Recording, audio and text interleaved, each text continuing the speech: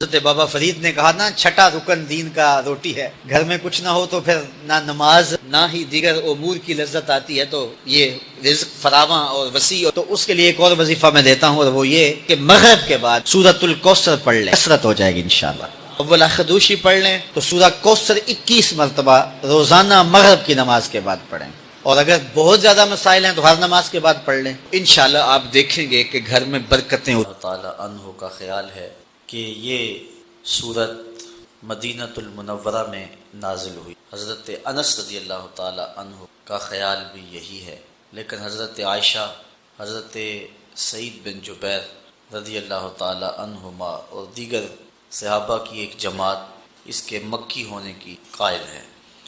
سورت کا شان نزول بیان کرتے ہوئے علماء نے جو واقعہ بیان فرمایا ہے، مفسرین نے، جمہور نے، وہ یہ ہے کہ حضور علیہ الصلوۃ والسلام کو اللہ تعالیٰ جل شانہ نے اولاد کی دولت سے مالا مال کیا، بیٹیاں بھی عطا فرمائیں اور بیٹے بھی عطا فرمائے۔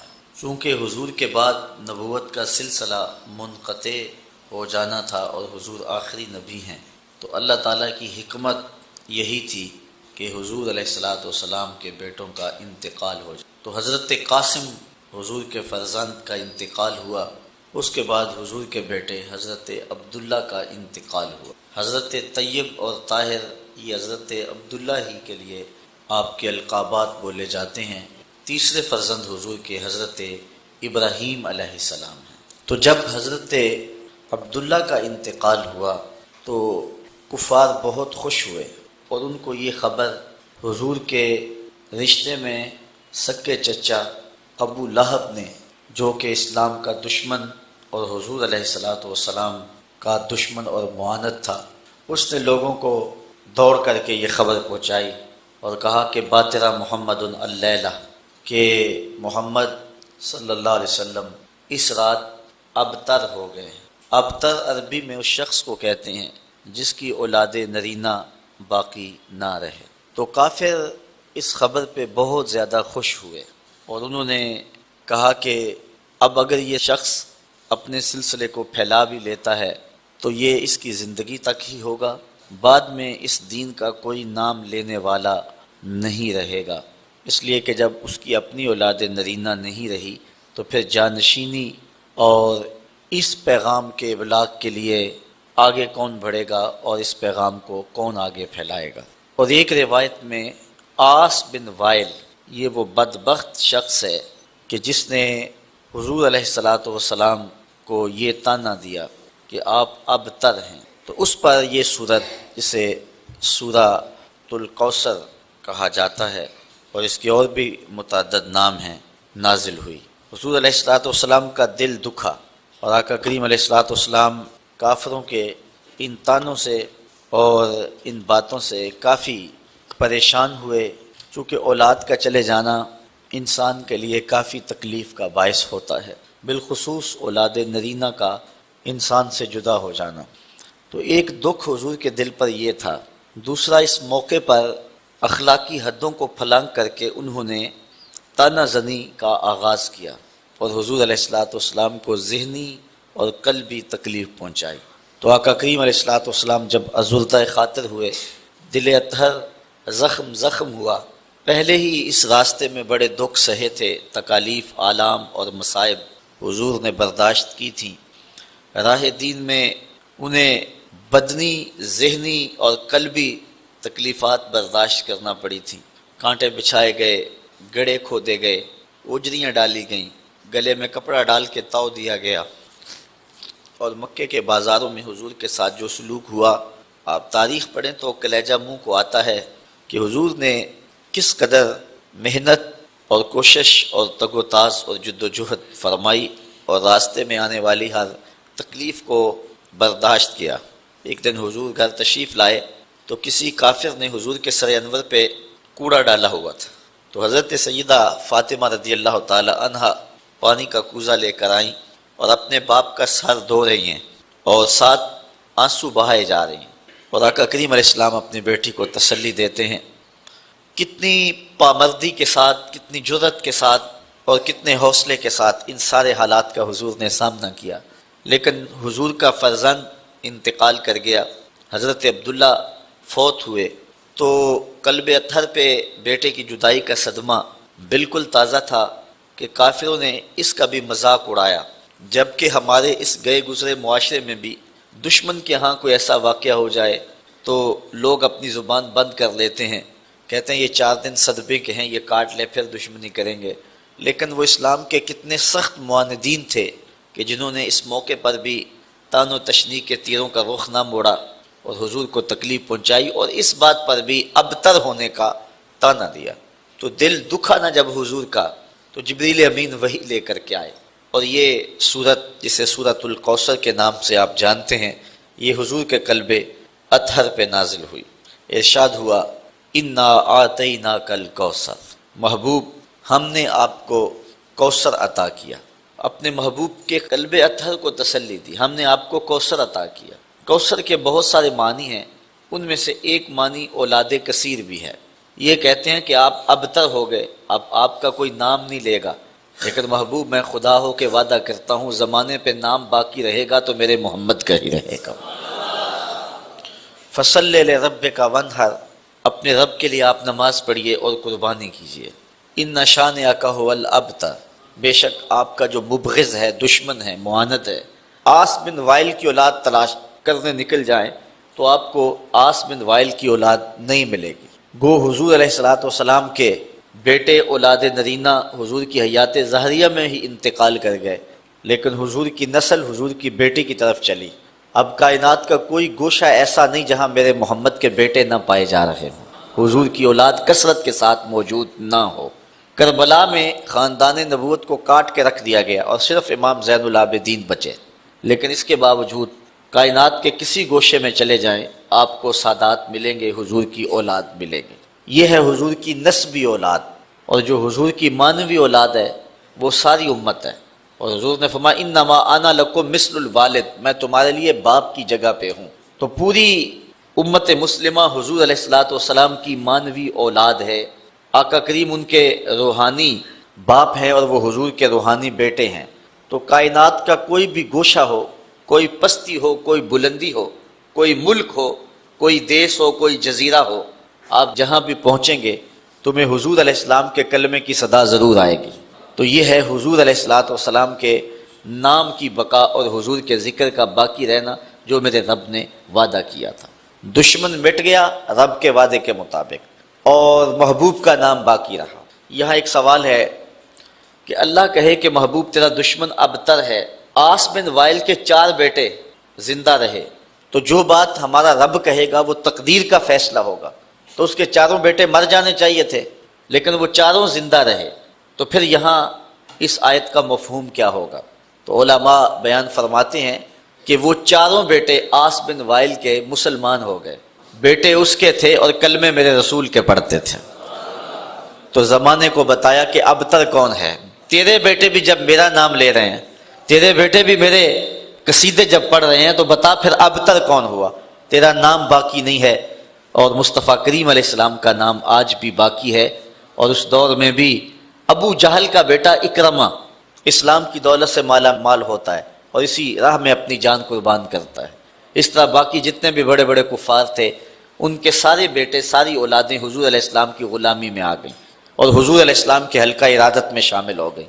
فتح مکہ کے دن 10,000 صحابہ کے ساتھ حضور مکے میں داخل ہوئے، تو ان لوگوں نے حضور علیہ السلام کے سامنے پیش ہو کے معذرت کی، اپنے دروازے کھول دیے، حضور کا استقبال کیا، اور پھر پوری کائنات پر حضور علیہ السلام کی عظمت کا ڈنکا بجنے لگا، اور آقا کریم علیہ السلام کے دین کا غلبہ اس انداز میں اور اس صورت میں ہوا کہ ایک شخص بھی مکے کے اندر اب کافر موجود نہیں ہے، اور حضور علیہ السلام کی زندگی اور حیات ظاہریہ کے اندر ہی تمام کا تمام مکہ جو ہے وہ اہل ایمان سے بھر گیا تھا۔ تو یہ حضور علیہ السلام کی عظمت ہے جس کا بیان ہے۔ اب تھوڑی سی گفتگو اس صورت پر آپ کے گوش گزار کرنا چاہوں گا۔ اللہ تعالیٰ جل شانہ نے ارشاد فرمایا انا آتیناک الکوثر، بے شک ہم نے آپ کو کوثر عطا کیا۔ یہاں اتینا کے لفظ نہیں ہے، آتینا کے، یعنی اتینا اگر ہوتا تو اس کا معنی ہوتا ہم نے آپ کو کوثر دیا، اور جو چیز دی جائے وہ واپس بھی لے لی جاتی ہے، لازمی نہیں ہے کہ وہ واپس نہ لی جائے، واپس لینا چاہے دینے والا تو وہ لے بھی سکتا ہے۔ یہ ہے کسی چیز کا دینا، اور یہ عطینا نہیں آتینا ہے، تو اس کا معنی جو ہے عطا کرنا، یعنی یہاں یہ معنی نہیں ہے کہ ہم نے کوثر دیا، بلکہ کوثر دیا اس معنی میں ہے کہ ہم نے آپ کو کوثر دے دیا۔ تو جو چیز دی جائے وہ قابل واپسی بھی ہوتی ہے، اور جو دے دی جائے تو اس فرق کو آپ سمجھتے ہیں کہ پھر وہ واپس نہیں لی جاتی۔ تو اللہ تعالیٰ جل شانہ نے اپنے محبوب کو فرمایا کہ اے محبوب، ہم نے تمہیں کوثر دے دیا، ہم نے تمہیں خیر کثیر عطا کر دیا، دے دیا۔ تو اللہ تعالیٰ جل شانہ کی یہ عطا خاص ہے جو محبوب علیہ الصلوۃ والسلام کو عطا کی گئی۔ دوسرا لفظ ہے کوثر۔ کوثر ہر کثرت کو کہتے ہیں، الخیر الکثیر فی الدنیا والدین، دنیا اور دین کی ہر کثرت کو کوثر کہتے ہیں، وخیرات الآخرہ، اور آخرت کی ہر بھلائی کو کوثر کہتے ہیں، یعنی کوثر کے دامن میں وسعت بہت ساری ہے۔ ہم نے آپ کو کوثر دیا، یعنی بہت ساری کثرتیں عطا فرمائیں۔ اس پر علماء نے بہت کچھ لکھا ہے، اور اس کے کئی معنی اور کئی اس کے مطالب بیان فرمائے ہیں کہ کوثر سے مراد کیا ہے۔ مفسرین کی ایک جماعت یہ کہتی ہے کہ کوثر سے مراد ایک نہر ہے جو جنت میں بہتی ہے، وہ محبوب علیہ السلام کو عطا کی گئی۔ تو یہاں محبوب کو کہا کہ محبوب یہ دنیا کیا ہے، آپ کو تو جنت کی نہر عطا کر گئی۔ جنت میں کل 4 نہریں ہیں، مائے معین، کوثر، سلسبیل اور تسنیم۔ تو یہ جو کوثر نہر ہے یہ خاص طور پہ اللہ تعالیٰ نے اپنے محبوب کو عطا فرما دی۔ حضرت انس رضی اللہ تعالیٰ عنہ سے روایت ہے، حضور نبی رحمت صلی اللہ علیہ وآلہ وسلم نے ارشاد فرمایا کہ جنت میں ایک نہر ہے جس کا نام کوثر ہے، اس کے جو کنارے ہیں وہ سونے اور چاندی کے ہیں، اور اس کے نیچے جو زمین ہے وہ موتیوں، ہیروں اور جواہرات کی ہے، اور اس کی مٹی کستوری کی ہے۔ اور حضور نے یہ بھی ارشاد فرمایا کہ اس کا جو پانی ہے وہ دودھ سے زیادہ سفید ہے، شہد سے زیادہ میٹھا ہے، اور برف سے زیادہ شفاف اور ٹھنڈا ہے، اور اس میں بختی اونٹوں کی گردنوں کے برابر گردنیں رکھنے والے جانور ہیں جو اس نہر کے اندر جو ہیں وہ تیرتے ہیں۔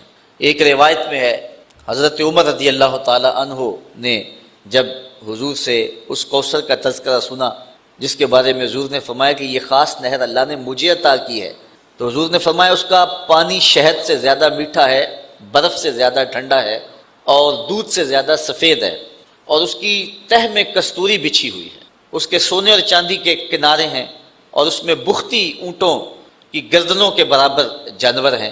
تو حضرت عمر رضی اللہ تعالیٰ عنہ نے عرض کی حضور پھر تو جب انہیں دیکھیں گے تو لطف ہی آ جائے گا۔ تو حضور علیہ السلام نے فرمایا اے عمر جب ان کو کھاؤ گے تو لطف اور زیادہ آئے گا۔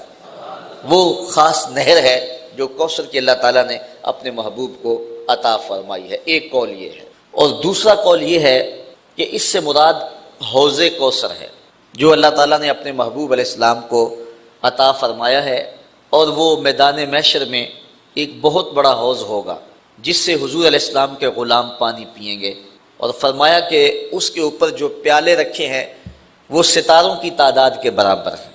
اور حضرت امام قرطبی نے الجامع لاحکام القرآن میں لکھا ہے کہ حوض کوثر کے چاروں کونوں پر 4 صحابی تشریف فرما ہوں گے، اور جن کے سینے میں ان میں سے کسی ایک کے لیے بھی بغض ہوا اس کو کوثر کا جام نصیب نہیں ہوگا۔ جس کو کوثر کا جام نصیب ہو گیا 50,000 سال کا دن ہے، جس نے ایک جام بھی پی لیا اس کو پورا دن یعنی 50,000 سال پیاس ہی نہیں لگے گی۔ یہ حوض کوثر کے پانی کی صورت ہے جو اللہ تعالیٰ نے حضور کو عطا فرمایا ہوا ہے۔ ہم تو سحری کا کھانا کھائیں تو 10-11 بجے جب دھوپ چمکتی ہے تو جتنا ٹھنڈا اور جتنا میٹھا پانی بھی پیا ہوا ہو تو اس کے بعد گلا خشک ہونے لگتا ہے، لیکن یہ کوثر کے پانی کا خاص جو ہے وہ اثر ہوگا کہ جس نے ایک جام پی لیا 50,000 سال کا دن ہوگا اس کو دوبارہ پیاس نہیں لگے گی، اس کی یہ تاثیر ہوگی۔ تو قول ثانی یہ ہے کہ کوثر سے مراد حوض کوثر ہے۔ ایک قول کہ وہ نہر ہے اور دوسرا ہے کہ حوض کوثر ہے۔ تیسرا قول جس کو مفسرین نے امام فخر الدین رازی نے بیان فرمایا الکوثر اولادہ، وہ جو قول میں نے پہلے پیش کیا کہ کوثر سے مراد اولاد ہے، کہ انہوں نے اے محبوب آپ کو ابتر ہونے کا طعنہ دیا ہے، جتنی کثرت کے ساتھ تیری اولاد ہوگی محبوب کسی کی ہوگی ہی نہیں۔ زمانے کے اوپر جس قدر تیری اولاد کا پھیلاؤ ہوگا اس قدر کسی اور کی اولاد نہیں ہوگی۔ چوتھا قول کوثر سے مراد جو بیان کیا گیا ہے وہ ہے علماء امت ہی، حضور علیہ الصلوۃ والسلام کی امت کے علماء، یہ کوثر سے مراد ہے۔ اللہ تعالیٰ نے اپنے محبوب علیہ الصلوۃ والسلام کے پیغام کو جاری رکھنے کے لیے جلیل القدر ہر دور میں علماء دیے جنہوں نے دین کے کام کو آگے بڑھایا۔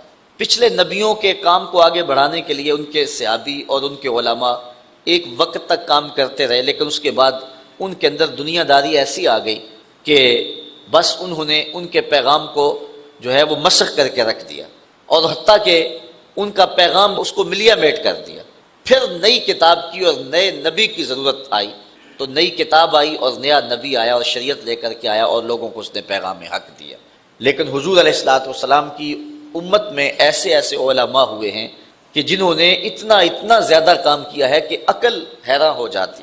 انہوں نے اس قدر محنت کی ہے اور اس قدر دین کا کام کیا ہے۔ اس طرح بزرگان دین اولیاء امت نے، آپ دیکھ لیں حضور علیہ السلام ارشاد فرماتے ہیں کہ کل قیامت کے دن بعض نبی آئیں گے تو ان کے ساتھ ایک امتی ہوگا، بعض انبیاء آئیں گے ان کے ساتھ دو دو چار چار امتی ہوں گے، اور بعض اکیلے ہی آ جائیں گے ان کے ساتھ امتی کوئی نہیں ہوگا، یعنی ان کو زندگی بھر ان کی بات کو لوگوں نے قبول ہی نہیں کیا۔ حضرت نوح علیہ السلام نے 950 سال تبلیغ کی ہے، لیکن جو امتیوں کی تعداد ہے وہ سینکڑوں میں نہیں ہے، درجنوں میں ہے۔ 950 سال کی تبلیغ کا نتیجہ۔ لیکن حضور علیہ الصلوۃ والسلام فرماتے ہیں میں قیامت کے دن کثرت امت کی وجہ سے نبیوں میں فخر کروں گا کہ جتنی امت اللہ تعالیٰ نے مجھے عطا کی ہے کسی نبی کی، کسی پیغمبر اور کسی رسول کی اتنی امت نہیں ہے۔ یار ایک معین الدین چشتی اجمیری نے 90 لاکھ کافروں کو کلمہ توحید پڑھایا۔ تو یہ حضور علیہ الصلوۃ والسلام کی امت کی وسعت دیکھیے۔ اس وقت 1 ارب 40 کروڑ انسان دنیا کے اوپر آباد ہیں جو حضور کا نام لیتے ہیں اور حضور کا کلمہ پڑھتے ہیں۔ 1 ارب 40 کروڑ انسان، ہر چوتھا شخص اس وقت پوری دنیا کے اوپر مسلمان ہے، جبکہ یہ امت کے زوال کا دور ہے۔ اس وقت ہم ہر لحاظ سے جو ہے وہ دبے ہوئے اور غیروں کے دستے نگر ہیں، لیکن اس کے باوجود ہر چوتھا شخص دنیا کے اوپر جو ہے وہ مسلمان ہے، حضور کا غلام ہے۔ تو جب غلبہ آئے گا اور وہ دور آئے گا کہ حضور علیہ الصلوۃ والسلام کے دین کو اتنی طاقت اور غلبہ ملے گا کہ پوری کائنات کے اندر ایک بھی کافر نہیں ہوگا۔ پوری کائنات کے اندر جو ہے وہ حضرت امام مہدی جب آئیں گے، حضرت عیسیٰ آئیں گے، پھر اسلام کا اتنا غلبہ ہوگا کہ پوری کائنات کے اندر جو ہے وہ کوئی ایک بھی کافر نہیں ہوگا۔ جدھر نظر اٹھائیں گے حضور کے سچے غلام ہی نظر آئیں گے آپ کو۔ وہ وقت بھی اللہ تعالیٰ نصیب فرمائے گا۔ تو 14 صدیوں سے یہ سلسلہ آ رہا ہے اور قیامت تک جاری رہے گا۔ تو حضور فرمایا میں کل قیامت کے دن کثرت امت کی وجہ سے نبیوں پر فخر فرماؤں گا۔ تو اس امت کے علماء نے غزالی اور رازی جیسے لوگ، امام احمد بن حنبل جیسے، امام اعظم ابو حنیفہ جیسے، امام شافعی، امام مالک، امام بخاری، امام مسلم، امام ترمذی جیسے لوگوں نے آ کر کے اس دین کے کام کو آگے بڑھایا۔ تو کوثر سے مراد جو ہے وہ علماء امت ہیں جو حضور علیہ الصلوۃ والسلام کو عطا کیے گئے، اور اتنے علماء کثرت کے ساتھ کسی اور نبی کو نہیں عطا کیے گئے۔ اس لیے علماء حضور کے دین کے کام کو آگے بڑھاتے ہیں۔ کافروں نے کہا تھا بیٹا فوت ہو گیا تو اب یہ کام رک جائے گا، اللہ تعالیٰ فرمایا محبوب ہم نے تمہیں کوثر دیا، یعنی ہم نے تیری امت کے لیے علماء کا انتخاب کیا، اور وہ علماء ایک ایک شخص اٹھے گا اور دین کے جھنڈے کو اٹھائے گا اور پوری دنیا کے اوپر دین کو غالب کر دے گا۔ تو یہ چوتھا قول ہے۔ 5واں قول الکوثر هو النبوہ، کوثر سے مراد نبوت ہے جو حضور علیہ السلام کو عطا کی گئی۔ گو باقی نبیوں کو بھی یہ نبوت عطا فرمائی گئی ہے، لیکن حضور علیہ الصلوۃ والسلام کی نبوت اور حضور علیہ الصلوۃ والسلام کی جو رسالت ہے وہ باقیوں سے ممتاز ہے۔ باقی نبیوں کو بھی معجزات دیے گئے ہیں، لیکن حضور علیہ السلام کو جو معجزات دیے گئے ہیں وہ باقیوں سے ممتاز ہیں۔ اس پر ایک لمبی بحث ہے جو امام رازی نے فرمائی ہے۔ انبیاء علیہ السلام کے درجات کا ذکر کیا ہے، پھر حضور کے مرتبے کا ذکر کیا ہے۔ سب کو درجے دیے گئے ہیں، نبوت کے کمالات دیے گئے ہیں، لیکن جو نبوت حضور کو اور جو کمالات حضور کو دیے گئے ہیں وہ حضور کو ہی دیے گئے ہیں۔ تلک الرسل فضلنا بعضهم علی بعض منہم من کلم اللہ ورفع بعضهم درجات۔ اللہ تعالیٰ ارشاد فرماتا ہے یہ رسول ہیں جن کو ہم نے ایک دوسروں پر فضیلت دی ہوئی ہے، ان میں سے کوئی ایسا ہے جس سے رب نے کلام کیا، اور ان میں سے کوئی ایسا بھی ہے کہ جو درجوں میں سب سے فضیلت اور بلندی پا گیا، اور اس سے مراد میرے اور آپ کے آقا مولا حضور نبی رحمت صلی اللہ علیہ وآلہ وسلم ہے۔ حضور وہاں تک گئے اور وہ بلندیاں حضور کو نصیب ہوئیں جو کسی اور کا مقسوم نہیں ہے۔ کوئی فلک تے رہ یار گیا، کوئی جا سدرا تے ہار گیا، ایک کالیاں زلفاں والا سی جڑا عرش تو بھی لنگ پار گیا۔ جو حضور کو کمالات دیے گئے ہیں، حضور کو جو رفتیں دی گئی ہیں، وہ کسی اور کو نصیب نہیں ہوئی۔ تو یہاں سے نبوت مراد ہے، اور پھر حضور کو وہ جو کمالات دیے گئے ہیں نبوت کے، وہ حضور علیہ السلام کے علاوہ کسی اور کو نصیب نہیں ہوئے۔ چھٹا قول جو امام فخر الدین رازی نے بیان کیا ہے، وہ فرماتے ہیں الکوثر هو القرآن، کوثر سے مراد قرآن ہے، اور قرآن کی فضیلت حصر اور شمار میں نہیں آتی۔ یعنی اللہ تعالیٰ نے اپنے محبوب کو جو خیر کثیر عطا فرمائی، ان میں سے ایک چیز جو ہے وہ قرآن ہے، اور قرآن کے فضائل اتنے ہیں کہ جن کو آپ شمار میں نہیں لا سکتے۔ باقی نبیوں کو بھی معجزات دیے گئے ہیں، لیکن ان کے معجزات ان کے ساتھ ہی چلے گئے، جب وہ اس دنیا سے گئے تو معجزات بھی ساتھ لے گئے۔ اور حضور کا سب سے بڑا معجزہ قرآن ہے۔ حضور 14 صدیاں بیت گئیں اس دنیا سے پردہ فرما گئے ہوئے ہیں، لیکن حضور کا زندہ معجزہ آج بھی ہمارے پاس اصلی حالت میں موجود ہے، اور آج بھی ہم سر پہ اٹھا کے سینے پہ لگا کے اپنے پیغمبر کی صداقت کی گواہی دے سکتے ہیں۔ ساتواں قول حضرت امام رازی نے یہ بیان کیا الکوثر الاسلام، کوثر سے مراد جو ہے وہ اسلام ہے، اس لیے کہ دنیا اور آخرت کی بھلائیاں اسلام سے حاصل ہوتی ہیں۔ اسلام نہیں ہے تو دنیا کے اندر بھی خیر نہیں ملتا اور آخرت میں بھی بھلائی نصیب نہیں ہوتی۔ تو اللہ تعالیٰ نے اپنے محبوب کو جو فرمایا کہ ہم نے تمہیں کوثر عطا کیا، تو اس کا مطلب ہے ہم نے آپ کو خیر کثیر عطا فرمایا۔ آٹھواں قول الکوثر کثرت الاتباع والاشیاء، یہ وہی بات ہے جو علماء کے زمرے میں آپ کی گوش گزار کر دی کہ حضور کے ماننے والوں کی کثرت ہے، یعنی باقی لوگوں کو یہ کثرت نہیں دی گئی جو حضور کو دی گئی ہے۔ میں نے حضرت نوح علیہ السلام کا ذکر کیا ہے کہ انہوں نے 950 سال تبلیغ فرمائی ہے، یہ ان کی عمر تبلیغ ہے۔ ویسے ان کی زندگی زیادہ ہے لیکن عمر تبلیغ 950 سال ہے، لیکن صرف درجنوں لوگ اسلام لائے۔ حضور کی کل ظاہری حیات 63 برس ہے، 40 سال تک اعلان نبوت ہی نہیں کیا، باقی 23 سال حضور نے کام کیا ہے۔ ان 23 سالوں کے اندر پہلے جو 13 سال مکی ہیں انتہائی کٹھن حالات میں گزرے۔ مدینے میں چلے گئے تو پہلے جنگوں میں الجھا دیا گیا، اس کے بعد کچھ سال موقع ملا، چلو آپ پورے 23 سال شمار کر لیں۔ تو ان 23 سالوں کے اندر حجۃ الوداع کے موقع پہ جو لوگ حضور علیہ السلام کے سامنے کھڑے تھے، حج کرنے کے لیے آئے تھے، ان کی تعداد 1,44,000 تھی۔ یہ صرف 23 سال کا نتیجہ، جو گھروں میں ہے سارے حج پہ نہیں آئے۔ میں نے کہیں پڑھا ہے کہ اس وقت مسلمانوں کی کل تعداد جب حضور نے وصال کیا ہے 6.5 لاکھ کے قریب تھی۔ صرف 23 سالوں کے اندر اس کٹھن حالات میں مکے کے لوگ کتنے سخت تھے اور عرب کے لوگ کتنے کٹھن تھے، اور وہ اپنے ان پچھلے عقائد پر کتنی سختی سے ڈٹے اور جمے ہوئے تھے، ان سے جو ہے وہ اسلام کی طرف ان کو لانا یہ کتنا جان جوکھوں کا کام تھا، اور یہ صرف 23 سال کے اندر ہوا۔ کوئی جو ہے وہ سپورٹ نہیں تھی۔ اللہ تعالیٰ نے اپنے محبوب کو جو یتیم پیدا کیا ہے تو اس کی حکمتوں میں سے علماء نے یہ بیان کیا کہ کل کوئی یہ نہ کہے کہ انہیں خاندانی سپورٹ ہوئی اور مالی سپورٹ ہوئی تب یہ کام کر گئے، یہ دیکھو پیدا ہوتے باپ بھی نہیں ہے۔ پھر جو ہے وہ ماں انتقال کر گئی 6 سال کی عمر میں، پھر چچا نے جو ہے وہ ذمہ داری لی، لیکن جب نبوت کی ذمہ داریاں حضور کے کندھوں پہ آئیں اور حضور نے پیغام کا ابلاغ کرنا شروع کیا، تھوڑے دن ہوئے تو جو ہیں وہ بھی انتقال کر گئے۔ آج کل تو تنظیمیں اور آج کل شخصیات کو جو ہے وہ ایجنسیاں آگے لاتی ہیں، سیاسی اور مذہبی تنظیمات کو وہ پروموٹ کرتی ہیں، لیکن مشکل کام ہوتا ہے کہ بغیر کسی کی سپورٹ کے آگے آنا۔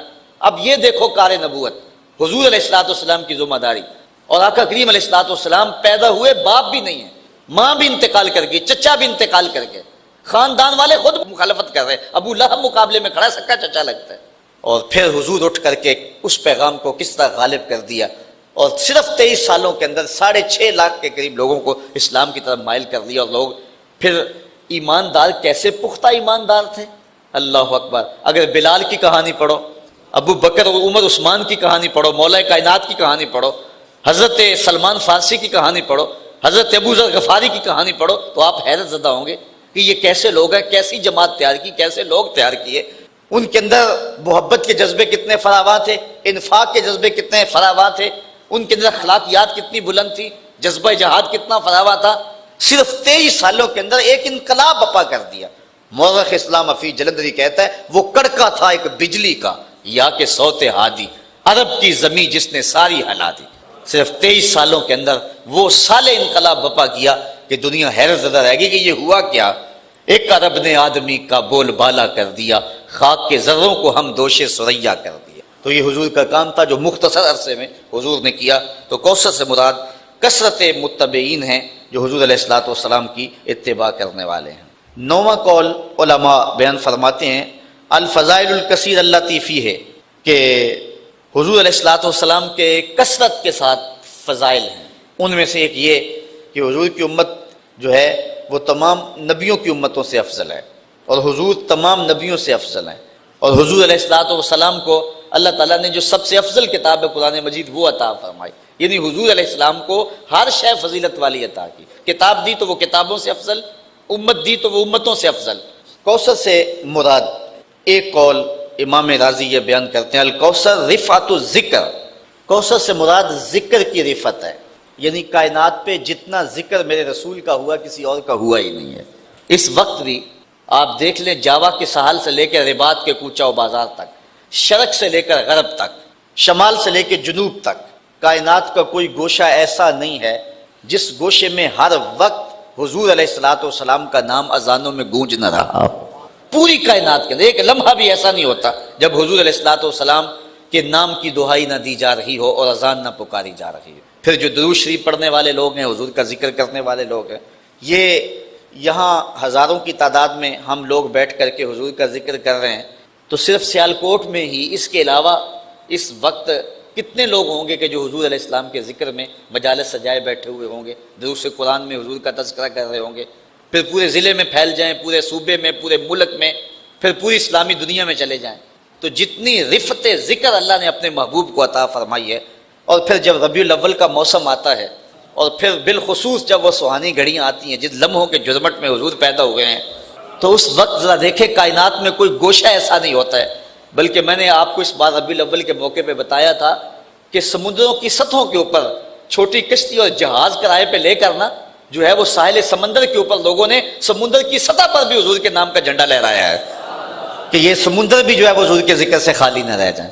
تو پہاڑوں کی تہوں میں اور غاروں میں اور اونچی چوٹیوں پر، عالم کفر میں، عالم اسلام میں، کائنات کا کوئی گوشہ ایسا نہیں ہوتا کہ جہاں حضور کا ذکر نہ ہو۔ مولانا ظفر علی خان نے کیا خوب بات کہی، کیا ہی شان احمدی کا چمن میں ظہور ہے، ہر گل میں ہر شجر میں محمد کا نور ہے۔ تو کائنات کا ایک گوشہ حضور کے ذکر سے تر رہتا ہے۔ تو کوثر کا یہ مفہوم ہے جس کو حضرت امام فخر الدین رازی نے بیان کیا، اور حضور کے ذکر کو رفعت اتنی دی گئی ہے کہ اللہ تعالیٰ جل شانہ نے فرمایا محبوب اذا ذکرت ذکرت معی، جب میرا ذکر ہوگا تو میرے ذکر کے ساتھ تیرا بھی ذکر ہوگا۔ کبھی ایسا نہیں ہوا کہ ذکر خدا مصطفیٰ کے ذکر سے جدا ہو، وہ ذکر ہی نہیں ہے خدا کا جو مصطفیٰ کے ذکر کے ساتھ نہ ہو۔ تو یہ رفعت ذکر، یہ کوثر کا ایک مفہوم ہے۔ اچھا، اس کا ایک مفہوم امام راضی نے یہ بیان فرمایا، اس سے مراد علم ہے جو اللہ نے اپنے محبوب کو عطا کیا گیا، چونکہ علم بہت بڑی دولت ہے جو اللہ تعالیٰ نے اپنے محبوب کو عطا فرمایا۔ علم کی وسعت کا عالم یہ ہے وَعَلَّمَكَ مَا لَمْ تَكُنْ تَعْلَمْ وَكَانَ فَضْلُ اللَّهِ عَلَيْكَ عَظِيمًا۔ اے محبوب، آپ جو بھی نہیں جانتے تھے تمہارے رب نے آپ کو سب کچھ عطا کر دیا ہے، اور یہ آپ پر اللہ کا بہت بڑا فضل ہے۔ جس فضل کو اللہ بھی بڑا کہہ رہا ہے وہ کتنا بڑا ہوگا۔ تو حضور علیہ السلام کو کائنات کی ہر چیز کا علم عطا فرما دیا گیا، اور کوئی چیز حضور کی نگاہوں سے مخفی نہیں رکھی گئی، بلکہ حضور علیہ الصلوۃ والسلام کو اتنا کچھ علم عطا کرنے کے بعد پھر مالک نے کہا قل رب زدنی علما، محبوب تو پھر میرے حضور دعا مانگا کر، مالک میرے علم میں اور برکت عطا فرما دے اور اضافہ کر دے۔ اور حضور کے علم کی وسعت کا عالم یہ ہے کہ حضور کے زمانے اور حضور کے دور کی ہر شے کا علم تو حضور کو تھا ہی تھا، جو گزرے ہوئے ادوار تھے وہ بھی حضور کے سامنے تھے، آنے والے بھی حضور کے سامنے ہیں۔ اور بلکہ آقا کریم نے فرمایا قرب قیامت میں جب دجال آئے گا اور میرے غلام اس دجال کے مقابلے میں نکلیں گے اور اس کے مقابلے میں جو ہے وہ ٹکراؤ کریں گے، انی لعارف اسماءہم واسماء آبائہم والوان خیولہم، میں اپنے ان غلاموں کے ناموں کو جانتا ہوں، ان کے باپوں کے ناموں کو جانتا ہوں، جن گھوڑوں پہ چڑھ کے جہاد کریں گے ان گھوڑوں کے رنگوں کو بھی جانتا ہوں۔ یہ علم اللہ تعالیٰ نے اپنے محبوب کو عطا فرمایا۔ کوثر سے مراد خلق حسن ہے، یعنی حضور کو اللہ تعالیٰ جل شانہ نے یہ جو خلق حسین عطا فرمایا، خود فرمایا وَإِنَّكَ لَعَلَىٰ خُلُقٍ عَظِيمٍ، جو اللہ نے اپنے محبوب کو خلق عطا فرمایا۔ کوثر سے مراد ایک معنی یہ بھی علماء نے بیان فرمایا۔ کوثر سے مراد مقام محمود ہے، حضور کو جو اللہ تعالیٰ عطا فرمائے گا محبوب کریم کو، اور وہ شفاعت کا مقام بلند ہے، حضور کو مقام محمود پہ فائز المرام کیا جائے گا، اور آقا کریم جو ہے پھر جس کی چاہیں گے شفاعت کریں گے۔ وہ مخصوص لفظ ہیں جو حضور علیہ الصلوۃ والسلام کو دیے جائیں گے، اس وقت حضور ان لفظوں سے اللہ کی حمد بولیں گے۔ پھر اس کے بعد حضور شفاعت کے لیے جو ہے وہ دامن کرم پھیلائیں گے، اور حضور کو اللہ تعالیٰ نے یہ اختیار دیا ہے، کہا میرے اللہ نے مجھے اختیار دیا ہے، چاہے جو ہے وہ آدھی امت بغیر حساب کے بخشوا لوں اور چاہے حق شفاعت لے لوں۔ حضور فرماتے ہیں کہ میں نے آدھی امت والا سودا نہیں کیا، میں نے حق شفاعت لے لیا ہے۔ مطلب کیا؟ میں شفاعت کر کے ساری امت کی نجات کی ضمانت بنوں گا۔ تو یہ شانیں ہیں جو اللہ تعالیٰ جل شانہ نے اپنے محبوب کو عطا فرمائی ہیں۔ حضرت سعید بن جبیر رضی اللہ تعالیٰ عنہ جلیل القدر سے آبی ہے، تو کسی نے کہا کہ کوثر سے مراد نہر ہے، کسی نے کہا حوض ہے، کسی نے کہا علم ہے، اور کسی نے کہا اس سے حضور کے اخلاق کریمہ ہیں، کسی نے کہا حضور علیہ الصلوۃ والسلام کے اخلاق حسنہ ہیں۔ مختلف اقوال جو آپ نے پڑھے اہل علم نے اس پہ دلائل بھی دیے، لیکن حضرت سعید بن جبیر فرماتے ہیں کہ حوض کوثر کو یا نہر کوثر کو کوثر سے مراد لینا، آپ فرماتے ہیں یہ ٹھیک نہیں ہے، بلکہ اللہ تعالیٰ نے اپنے محبوب علیہ السلام کو جو کوثر عطا فرمایا ہے اس میں سے ایک حوض کوثر بھی ہے اور ایک نہر کوثر بھی ہے، اور جو عطا فرمایا ہے وہ ان ساری چیزوں کو محیط ہے، اور یہ ساری چیزیں کثرت کے زمرے میں آتی ہیں۔ اللہ نے محبوب کو اتنا دیا ہے کہ کمی نہیں چھوڑی، تو آپ جو بھی تشریح کر لیں۔ یہ امام رازی نے کئی اقوال لکھے، ابھی میں نے آپ کے سامنے کچھ رکھے، اور بہت سارے اقوال ابھی آگے موجود بھی ہیں، تو بہت سارے اقوال علماء نے بیان کیے، اس پر سیر حاصل گفتگو کی، بہت کچھ کہا، لیکن صحابی رسول حضرت سعید بن جبیر رضی اللہ تعالیٰ عنہ نے کوثر کی تفسیر کرتے ہوئے جو بات فرمائی وہ کتنی جامع بات فرمائی۔ آپ فرمانے لگے جو بھی آپ کہہ لیں اس پر جو دلائل دے لیں، تو فرمایا کہ کوثر کی کثرت کے اندر یہ سب کچھ آ جاتا ہے، نہر بھی اس کے اندر آ جاتی ہے اور حوض کوثر بھی آ جاتا ہے، آپ جو بھی کہیں گے وہ کوثر کے اندر ہی ہوگا۔ یعنی اللہ تعالیٰ نے اپنے محبوب کو اتنا دیا ہے کہ کمی کسی چیز کی چھوڑی ہی نہیں ہے۔ یہ ہے کوثر کا مفہوم۔ اور یہ بیان کرنے کے بعد فرمایا کہ محبوب ہم نے تمہیں کوثر دیا، فصلی لربک وانحر، تو آپ پھر اپنے رب کی نماز پڑھی۔ جب اتنی عطائیں ہوں تو پھر اس کے حضور سجدہ ریزی، اس لیے جب اللہ کوئی نعمت عطا کرے، اس کی عطا ہو، تو فوراً شکرانے کے نوافل ادا کرنے کا حکم دیا ہے۔ تو اللہ تعالیٰ جل شانہ نے بھی اپنے محبوب کو ارشاد فرمایا فصلی، تو آپ نماز ادا کیجئے، نماز پڑھیے، لربک، اپنے رب کے لیے، وانحر، اور قربانی دیجئے، جانور ذبح کیجئے، جو ہے وہ اونٹ ذبح کیجئے، راہ حق میں خیرات کیجئے۔ اسی طرح جب کسی کو بھی خوشی ملے، کوئی کثرت پائے، تو وہ نفل بھی پڑھے اور خیرات بھی کرے راہ خدا میں۔ یہ حکم اللہ تعالیٰ نے اپنے محبوب کو عطا فرمایا۔ باقی جب کسی کو کوئی نعمت ملے، کوئی کرم نوازی ہو، تو پھر حاسد بھی پیدا ہو جاتے ہیں۔ کوئی دولت مل جائے پھر بھی حاسد ہے، عزت مل جائے پھر بھی حاسد ہے، شہرت مل جائے پھر بھی حاسد ہے، تو یہ تو ایک فطری بات ہے۔ تو اللہ تعالیٰ نے محبوب کو اتنا کچھ عطا کیا، پھر حاسدین بھی تو اتنے ہوں گے۔ تو اللہ تعالیٰ نے محبوب کو پھر تسلی دی، ان شانئک ھو الابتر، محبوب اس کی فکر آپ نہ کریں، تیرے دشمن ابتر ہو جائیں گے، وہ جو کریں گے ان کے سارے منصوبے خاک میں مل جائیں گے، اور تیرا جھنڈا زمانے میں اونچا ہو جائے گا، اور کائنات میں جو عزتیں اور جو رفتیں میں تجھے عطا کی ہیں ان کو تیری ذات سے کوئی چھین نہیں سکے گا۔ اور جو ہے وہ حاسد جو ہے وہ محسود کی نعمت کا زوال چاہتا ہے، یہ حاسد کا کام ہوتا ہے۔ اس لیے ان شانئک ھو الابتر، جو تیرا مبغض ہے، جو تیرا دشمن ہے، وہ تباہ و برباد ہو جائے گا، اور وہ کبھی بھی جو ہے وہ یہ دولت آپ سے نہیں چھین سکے گا، اور آپ کو جو عزتیں اور عطائیں ہم نے عطا کی ہیں ان کو جو ہے وہ کوئی بھی آپ سے نہیں لے سکے گا۔ تو واقعی ایسا ہوا کہ محبوب علیہ الصلوۃ والسلام کے جو دشمن تھے وہ ابتر ہو گئے، ذلیل و رسوا ہو گئے، زمانے کے اوپر ان کا نام و نشان بھی نہ رہا۔ لیکن محبوب علیہ السلام تو خیر محبوب رہے نا، حضور کا نام و نشان کیا کوئی مٹا سکتا ہے، اور حضور کا ذکر کون کوئی کم کر سکتا ہے؟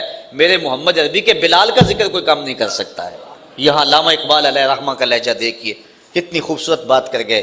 اقبال یہ کس کے عشق کا فیض عام ہے، رومی فنا ہوا حبشی کو دوام ہے۔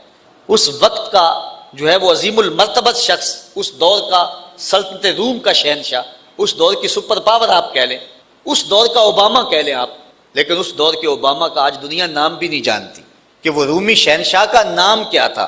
لیکن معاشرے میں جس کو سب سے کم تر اس زمانے میں سمجھتے تھے وہ غلام کو سمجھتے تھے، اور بلال حبشی رضی اللہ تعالیٰ عنہ جو کہ غلاموں کی صف کا آدمی ہے، حضور سے جڑا ہے، اوج ثریا کی بلندیوں تک پہنچ گیا۔ آج 14 صدیاں بیت گئی، بلال کا نام آج بھی ممبروں پہ لیا جا رہا ہے، اور اس وقت کا جو سپر مین کہلاتا تھا آج اس کا نام بھی زمانے کو یاد نہیں ہے. تو اقبال کہتا ہے پھر بتاؤ نا پھر نام باقی کس کا رہا؟ جب میرے مصطفیٰ کے غلام کا نام کوئی نہیں بتا سکتا ہے تو میرے محمد عربی کے نام اور ذکر کو کون نیچا کر سکتا ہے؟ تو اس لیے اللہ تعالیٰ نے فرمایا محبوب پریشان نہیں ہونا ہے، جمع خاطر رکھنا ہے، تسلی رکھنی ہے.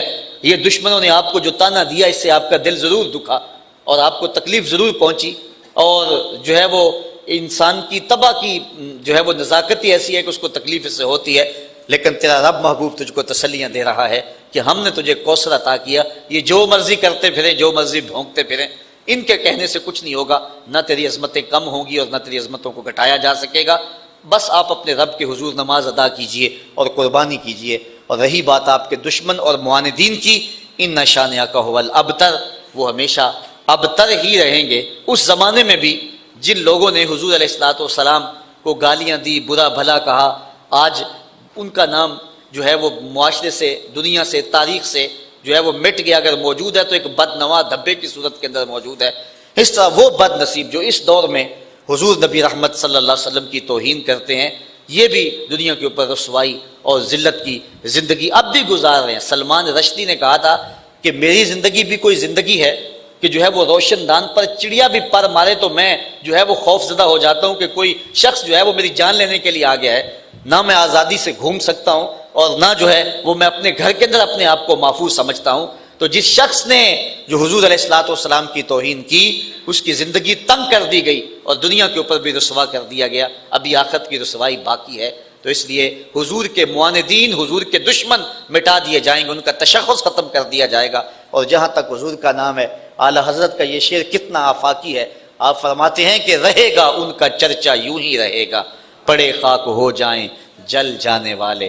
آفاق کے ہر ہر گوشے میں قرآن سنا کر دم لینا، اب رکنا نہیں، اب تھمنا نہیں. فردوس میں جا کر دم لینا، آفاق کے ہر ہر گوشے میں قرآن سنا کر دم لینا، اب رکنا نہیں، اب تھمنا نہیں.